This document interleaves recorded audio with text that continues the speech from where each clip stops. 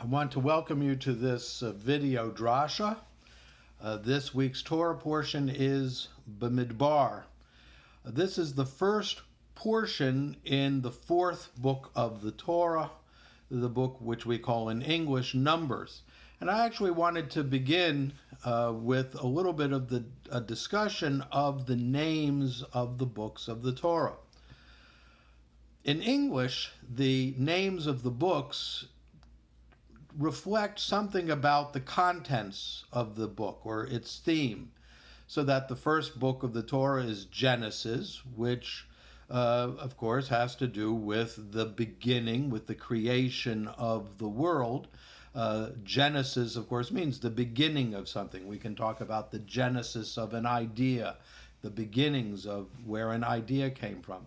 Now, the fact is that only the very first chapters of the book of Genesis actually deal with the origins of the world.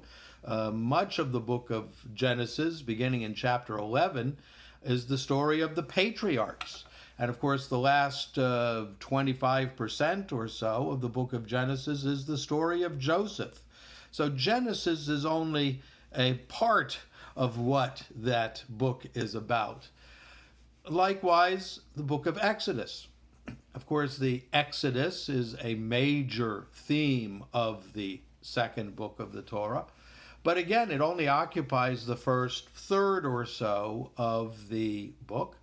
As a matter of fact, we can kind of divide the book of Exodus into thirds. The first third is the story of the Exodus. The middle of the book is the revelation at Mount Sinai and the laws. And then the last third of the book of Exodus has to do with the construction of the tabernacle, the portable sanctuary. The next book is Vayikra, Leviticus, which, as we've spoken about in the recent weeks, Leviticus contains the word Levite in it. It has to do with the temple service, and with those who functioned in the temple, the Levites, and the priests, or the Kohanim, who were a subgroup of the Levites. Then we get to the book of Numbers, which we're going to discuss. But again, here the book begins with a census and with a tallying of the numbers of the men, essentially of fighting age from 20 to 50, from each of the tribes. So there are many numbers here. And then there is another census towards the end of the book of Numbers as well. But again, there are many other subjects and narratives in the book of Numbers. And finally, Deuteronomy. Deuteronomy is a combination of two Greek words that means second law. Now, the fact is that we also use this name in Hebrew as well. Mishnah Torah is a term for Deuteronomy, and Mishnah Torah also means second law, because in the book of Deuteronomy, Moses reviews much of the events that have occurred since the Exodus from Egypt, and many of the laws that were given in the earlier books of the Torah are repeated in Deuteronomy, and hence it is referred to as the second law. Now, in Hebrew, the titles of the books are the first word or the first important word in the book. So that Genesis is called Bereshit because it begins with the word Bereshit. Bereshit bara Elokim. In the beginning, God created. Now, one could also say that the word Bereshit is thematic as well, because it essentially is the same as Genesis. It means in the beginning. Exodus is called Shmot because the book begins with the words Eile Shmot B'nai Yisrael. Now, Shmot means names, and it's not quite the first word in the book, but the first word is simply the pronoun these. So these are the names. So the book is called Shmot. Eile Shmot B'nai Yisrael. Leviticus is called Vayikra, which means, and he called, which is, again, simply the first word of the book. Numbers is called BaMidbar, in the wilderness, and actually there are quite a few words in front of this word BaMidbar, but again, it's the first important word in the book, and we're going to be discussing this. It means in the wilderness. And then Deuteronomy is called Dvarim, because again, the book begins with the words Eile Hadvarim, and so it means these are the words. And again, the first word, Eile, is simply the pronoun these. So these are the words, Eile Hadvarim. But this book, BaMidbar, which again, we can say that BaMidbar is simply the first important word, and that's why we call the book BaMidbar. But really, thematically, it is very significant, because the wilderness, and this term in the wilderness, really characterizes not only this book, but we could really argue that most of the Torah could have been called BaMidbar, in the wilderness. The fact of the matter is, if we take what I like to call a bird's eye view of the Torah, where we kind of look at things from a big perspective, what do we see? We see that in the book of Genesis, the land of Israel plays a certain role. Some of the stories of the patriarchs take place in the land of Israel, but the whole last quarter of the book of Genesis really takes place in Egypt. Then the book of Exodus begins in Egypt, and we have the story of the Exodus and the 10 plagues and the like. But the fact is, from about the end of the first third of the book of Exodus, when we leave Egypt, we go into the wilderness and the rest of the Torah. So 2/3 of the book of Exodus, the entire book of Leviticus, the entire book of Numbers, and the entire book of Deuteronomy all take place BaMidbar, in the wilderness. And this is certainly not a coincidence. It's certainly not just some happenstance. It is highly significant. And I think what we can really do is look at the Torah as having two poles. I would say there's the pole of Egypt.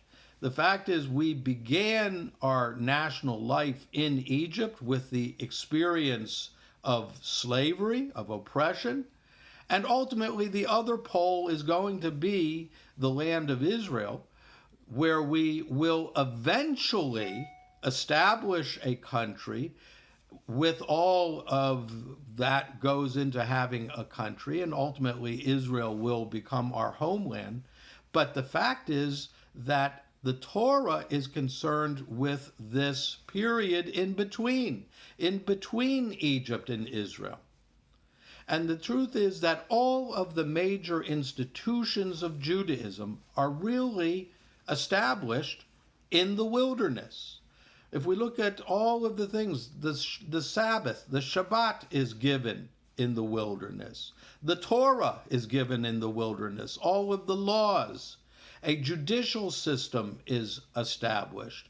The sanctuary is constructed, and the whole system of the sacrifices that become the center of Jewish life in the temple in Jerusalem. But all of that is established first in the wilderness. The priesthood is established in the wilderness. And for that matter, the holiday calendar is established in the wilderness. So really, all of the institutions of Judaism are not created in the land of Israel. They're created in this transitional place in between Egypt and Israel. Now, if we look, we'll see that even when we get to the very end of the Torah, you get to the last verses of the book of Deuteronomy, we're still on the other side of the Jordan. The Torah ends without us entering the land of Israel. You have to turn to the next book of the Bible. You have to get to the book of Joshua, which is not part of the Torah. But it's only in the book of Joshua that we now read about the conquest of the land of Israel. The Torah ends on the other side of the Jordan. And even Moses, who pleads with God to enter the land of Israel, is not allowed to do so.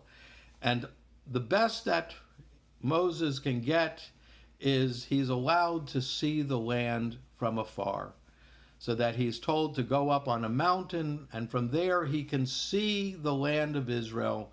Again, he can survey the whole land from a distance. And I would say that that's highly significant, because what it tells us is that ultimately the Torah is about a journey. It's about a journey from Egypt to Israel. But we never get there, because what's important is not the goal, it's the journey. The fact is, if I ask, what is the goal? How do I know that I've gotten to the goal?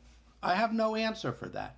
Again, the goal is out there in the distance. The best, even Moses, the greatest figure of all time, the person who had the closest contact with God, even Moses is only allowed to see the goal from a distance. Most of us never even get to that. The goal is always out there in front, and we're never quite sure where it is. And so we never get to a point where we can simply sit back and say, oh, I'm there, I've arrived, I've accomplished everything I'm supposed to accomplish, I've become the person that I should have become, I'm there, I've arrived. No, we never get to that point. And that's why the Torah ends with us still on the other side of the Jordan River. It's why we never get into the land of Israel in the Torah. Life is a journey, and the Torah is the story of a journey from oppression in Egypt to freedom in Israel. But ultimately, it's that journey that is the central focus of the Torah.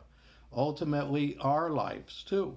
What needs to be emphasized is not that we are going to reach some goal, but that we're constantly striving, constantly struggling to improve, to grow, to become better people, that we should constantly strive to overcome our baser impulses and to reach for our higher aspirations.